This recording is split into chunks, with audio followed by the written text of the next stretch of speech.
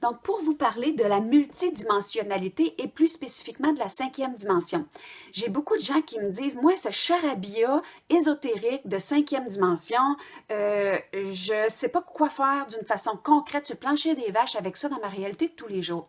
Et comme vous savez, j'aime beaucoup vulgariser tous ces concepts-là, sinon ils servent strictement à rien qu'à nous donner une espèce d'ego ésotérique, donc ce que j'appelle être égotérique. Donc, je veux essayer de vulgariser pour vous permettre de comprendre qu'est-ce que ça veut dire, ces termes-là, et en fait, c'est vraiment pas très sorcier. J'aime me baser sur la pyramide des besoins de Maslow, qui est bien connue dans la psychologie ou dans le domaine social. Donc, juste pour être sûr qu'on voit bien. Donc, je me base un petit peu sur le même principe que la pyramide des besoins humains pour parler des dimensions. Donc, dans la pyramide des besoins humains, on sait que, par exemple, qu'on ne peut pas monter de dimension si les besoins du première étape, du premier niveau n'est pas comblé. C'est un peu la même chose au niveau, par exemple, des dimensions, parce que le principe des dimensions, je le verrais un peu comme des poupées russes, quelque chose qui s'imbrique les uns dans les autres. Donc, on ne peut pas être en cinquième dimension si on n'a pas été en première dimension. Et je vais vous expliquer qu'est-ce que c'est cette différence de dimension-là. Donc, si je reviens à la pyramide, on voit qu'il y a les besoins de base qui sont des besoins de survie. Et on dit qu'on ne peut pas monter dans la pyramide si nos besoins de survie sont pas, nos essentiels, autrement dit, ne sont pas comblés. Et ensuite, on va dans la sécurité, l'amour, l'estime, l'actualisation de soi et la quête d'où on vient et où on va. Donc, rapidement, pour revenir à la cinquième dimension, comme toutes les dimensions, ce ne sont pas des lieux. C'est une création de notre propre réalité qui se fait sans peur. C'est sûr que depuis des milliers d'années, on a gardé les êtres humains dans la peur parce que c'est la seule façon qu'on peut contrôler des êtres humains, les rentrer toutes dans le même moule et faire une société fonctionnelle et, je dirais, industrialisée. Donc, pour que tous les êtres humains soient malléables, manipulables, il faut les garder dans la peur. Donc, la connaissance a été gardée secrète et c'est comme ça que certaines personnes dans des positions spécifiques ont modifié la réalité des autres personnes par cette utilisation de peur et de persuasion qui est une énergie très basse et elle est spécifique à la troisième dimension. Oui, j'y reviens dans quelques minutes. Et dans les dimensions plus subtiles, donc plus on monte, plus les énergies sont subtiles, c'est que c'est notre création à nous personnelle qui détermine qu'est-ce qui se passe et le pourquoi. C'est pour ça que notre conscience s'accentue et s'affine. Donc, c'est sûr que la cinquième dimension est beaucoup moins dense. Les gens sont beaucoup plus conscients de leur propre nature et plus aptes à agir d'une façon responsible, responsable, parce que capable de répondre d'eux pour eux. Donc, pour utiliser le pouvoir d'une autre personne dans ces dimensions plus subtiles, il faut obtenir un consentement qui est conscient, parce qu'il reste assez peu d'inconscience et on devient très peu utilisable.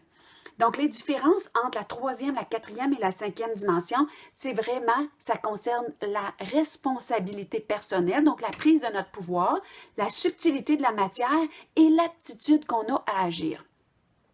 Donc, très rapidement, je veux vous parler de c'est quoi la première dimension. C'est celle de la densification physique. Donc, on arrive de notre grand rayon, on atterrit ici dans un corps qui est physique. Donc, c'est dans cette dimension-là qu'on trouve l'état de création, le côté matériel. C'est là où est-ce que la conscience, l'esprit peut commencer à agir sur la matière, la création. Donc, à ce niveau-là, l'âme n'a pas conscience d'elle-même. Donc, c'est le bébé qui arrive dans son corps. La deuxième dimension, on pourrait dire que c'est celle du ressenti émotionnel. C'est vraiment une seconde dimension de conscience qui se situe plus au niveau de l'âme, sans avoir encore pris complètement conscience d'elle-même. Et je dirais qu'elle peut peut-être même pas se sentir. Donc, c'est la naissance du corps astral où se situent nos ressentis, nos émotions, nos sentiments, nos désirs, nos passions, nos pulsions. Donc, c'est très important, mais c'est la deuxième dimension. Ensuite, on rentre en troisième dimension, là où on a été pendant des centenaires, voire des millénaires, qui est vraiment la dimension de l'intelligence rationnelle, la pensée. Et à mon sens, à moi, c'est là où le voile de l'oubli qui fait qu'on ne se souvient plus de notre grand soi, c'est ça qui s'est installé. Plus notre pensée se développe, plus le voile de l'oubli s'accentue parce qu'on est vraiment dans notre véhicule humain. Donc, c'est le domaine du mental, de nos constructions pensées, des concepts. Et le problème, c'est pas d'avoir un mental ou une pensée, c'est de s'identifier comme être à ce mental-là. Et comme ce mental-là finit par prendre de plus en plus de place, il finit par penser tout le temps, il se cherche, il veut tout contrôler, il doute, il s'inquiète et surtout, il a peur. Parce que la peur a cette spécificité-là de déclencher des automatismes et des prévisions par rapport à ce qu'on a déjà vécu pour se projeter dans un futur par peur que le passé se répète. Donc, c'est la peur que notre mental installe qui est le problème de la troisième dimension. Et c'est pour ça qu'on a voulu sortir de la troisième dimension pour aller vers du plus subtil. Mais la troisième dimension est aussi utile parce qu'elle est notre individualité, ce qui est spécifique à nous. Donc, elle est très importante et c'est seulement sur cette dimension-là que les autres peuvent s'installer. Maintenant, c'est quoi la quatrième dimension? La quatrième dimension, on en parle peu parce que c'est un peu une dimension transitoire que je vais appeler. C'est la dimension de la conscience et de la spiritualité. C'est par cette dimension-là, par exemple, qu'on est sorti de toutes les expériences de la religion qui a enfermé les êtres depuis tant de millénaires et qui nous a amenés à sortir de tout ce qui avait été appris, des conditionnements et qui nous a restreints dans l'espace et nous faire réaliser que, hey, on vient d'une source et cette source-là est active en dedans de nous. Cette source-là parle à l'intérieur de nous. Donc, l'esprit en toute chose, la spirit you all, est, comment je dirais, est réellement à l'œuvre à l'intérieur de chacun de nous. Donc, c'est dans la quatrième dimension qu'il y a eu tous ces mouvements d'ouverture à l'intuition, à l'inspiration, à nos capacités psychiques illimitées qui vont favoriser l'élévation des vibrations planétaires pour éventuellement ascensionner. Donc, ça, c'était la quatrième dimension qui était le New Age, l'ère du Verseau, tout ça. Et c'est elle qui a été le déclencheur, l'appel de ce nouveau monde-là. Donc, c'est la perception du cœur, l'amour universel, c'est l'ouverture de possibilités parce que le cœur, c'est comme si c'était lui le canal de notre âme. Dans notre aspect physique, c'est notre espace cœur qui nous ouvre à la compassion. Donc, c'est dans cette dimension que le concept de séparation peut disparaître, qu'on fait un avec l'univers, avec tout ce qui existe. Donc, on s'est ouvert à la nature dans cette dimension-là. Mais pour atteindre cet état-là, il faut absolument se défaire des concepts, des croyances. C'est un travail qui a demandé... ça a été un peu ardu de sortir d'autant d'années de conditionnement pour lâcher prise, faire le vide et on a beaucoup parlé de méditation pour toucher d'autres états. Donc ça, c'est sortir de la troisième dimension, c'est la quatrième dimension qui nous a propulsés. Maintenant, c'est quoi la cinquième dimension qui s'est ouverte? Puis quand on me parle de comment ça s'ouvre, comment une dimension s'ouvre, c'est pareil comme si vous regardez un paysage et vous avez toujours vu ce décor-là, et là, il y a un voile qui se lève et vos horizons s'ouvrent. C'est juste ça que ça veut dire. C'est comme si, comme je vous montrais tantôt dans nos poupées russes ici, c'est comme s'il y a une autre couche qui est maintenant accessible, possible.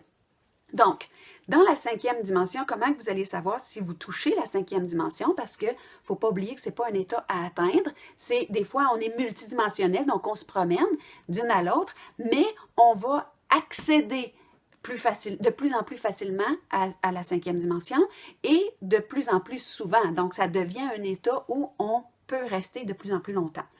Donc, dans cette dimension-là, l'âme fusionne avec la conscience. Il y a moins de dualité. Il y a vraiment l'unité de l'être. C'est un état, vous allez savoir que vous êtes en cinquième dimension parce que vous allez toucher de plus en plus des états de paix, de joie, d'amour et ça va se manifester par votre créativité. La créativité qui est votre rayon, vos dons, vos habiletés, ce qui coule de source en vous. L'autre chose, c'est que vous allez vivre de plus en plus dans le moment présent parce que c'est la peur qui nous tient dans le passé et la projection du futur. Donc, on est sorti des problèmes de survie, on est créateur, on crée notre propre réalité et l'âme retourne à sa source à cause qu'il sait quel est son rayon. Et c'est ça le principe de la joie. Donc, même le concept de temps change en 5e dimension, comme si le temps, au lieu d'être linéaire, qui part d'un passé, qui s'en va vers un futur, il est présent dans tout le passé qui crée le présent, puis le présent qui crée son avenir, mais c'est quelque chose de circulaire. C'est vraiment un mouvement présent, donc c'est plus... le concept du temps, il n'est plus un paramètre de distance. On a une vision beaucoup plus élargie. On sait plus comment jouer avec le temps. On l'accélère en nous. On peut l'accélérer en nous et se déplacer dans le temps. Comme on peut guérir notre passé et notre avenir, on est vraiment créateur. Donc, on n'est plus soumis à tous les programmes inconscients qui étaient et notre vision se libère et nous amène à vraiment voir d'autres dimensions. Donc, par conséquent, ce dont on fait l'expérience en 5e dimension, c'est des dimensions plus subtiles et on choisit nos expériences. Donc, on capte plus qu'est-ce qui nous convient, qu'est-ce qui ne nous convient pas. Et c'est des choix beaucoup plus conscients à cause de la subtilité de notre sensitivité qui s'est accentuée parce que on est dans des vibrations beaucoup plus élevées, donc plus subtiles, plus sensitive. On a une vue plus large que si on est en bas de la montagne, ici, on a le nez collé dessus. Quand on est en haut, on a une vision beaucoup plus grande des choses.